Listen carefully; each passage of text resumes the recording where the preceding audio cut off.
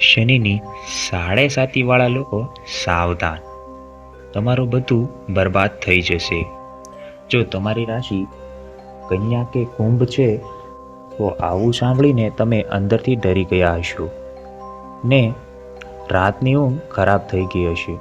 પણ એક ઊંડો શ્વાસ લો, ડરવાની કોઈ જરૂર નથી.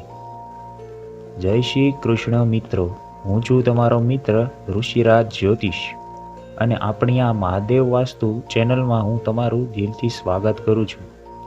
આજે હું તમને કોઈ પુસ્તકોની અઘરી વાતો નહીં પણ સાવ સાચી અને સીધી વાત કરવા આવ્યો છું. થોડા સમય પહેલાં જ મારી પાસે બે લોકો આવ્યા હતા. એકની કન્યા રાશિ અને બીજાની કુંભ રાશિ હતી. કન્યા રાશિવાળા ભાઈ કહ્યું, રુચિરાજભાઈ, મગજમાં એટલા વિચારો આવે છે કે શાંતિ જ નથી મળતી, ધંધામાં ધ્યાન નથી લાગતું. અને કુંભ રાશિવાળા ભાઈએ ફરિયાદ હતી કે મહેનત મજૂરી બહુ કરું છું પણ પૈસો હાથમાં ટકતો નથી. કોઈકે કીધું કે શનિ નડે છે. મેં બંનેની વાત ધ્યાનથી સાંભળી. મેં જોયું કે લોકો શનિદેવના નામથી કેટલા ડરે છે. બિચારા માનસિક રીતે ભાંગી પડ્યા હતા. મેં એમને એક નાનકડી વાત સમજાવી અને આજે એમનું જીવન એકદમ શાંતિથી ચાલે છે. જો દર્શક મિત્રો, મારા અનુભવ મુજબ શનિની સાડે સાતી એ કોઈ રાક્ષસ નથી જે તમને ખાઈ જશે. ખાસ કરીને કન્યા રાશિ જે બહુ વિચારે છે અને કુંભ રાશિ જે પોતે શનિદેવની પોતાની જ રાશિ છે. માટે શનિદેવ એ તો એક શિક્ષક સમાન છે. જેમ સ્કૂલમાં કડક માસ્તર આપણને ભૂલ કરીએ ત્યારે સજા આપે છે, પણ એમાં આપણું જ ભલું છુપાયેલું હોય છે ને મિત્રો. બસ એવું જ છે. શનિદેવ તમને તમારા ખોટા રસ્તેથી પાછા વાળવા અને સાચી મહેનત કરતા શીખવામાં આવે છે. એ ડરાવતા નથી, એક અરીસો બતાવે છે. તો હવે કન્યા અને કુંભ રાશિવાળાઓએ શું કરવાનું છે? બસ આ બે સાવ સીધા અને મફત ઉપાય કરવાના છે.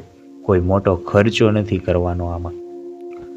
કન્યા રાશિવાળા માટે વાત કરીએ, તમે બહુ ટેન્શન ના લો.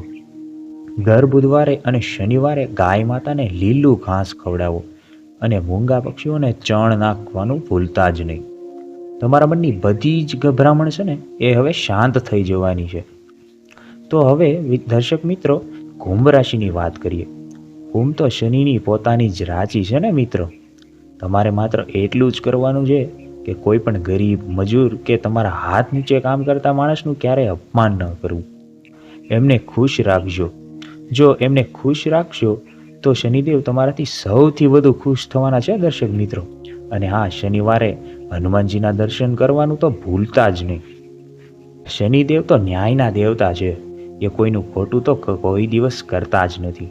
જો તમને મારી આ વાત સાચી લાગી હોય ને અને મનનો ડર થોડો પણ ઓછો થયો હોય ને તો દર્શક મિત્રો, આ વિડીયોને તમારા પરિવાર અને મિત્રોને અત્યારે જ, ખાસ કરીને કન્યા અને કુંભ રાશિવાળા જે લોકો છે ને તેને શેર કરી આપો.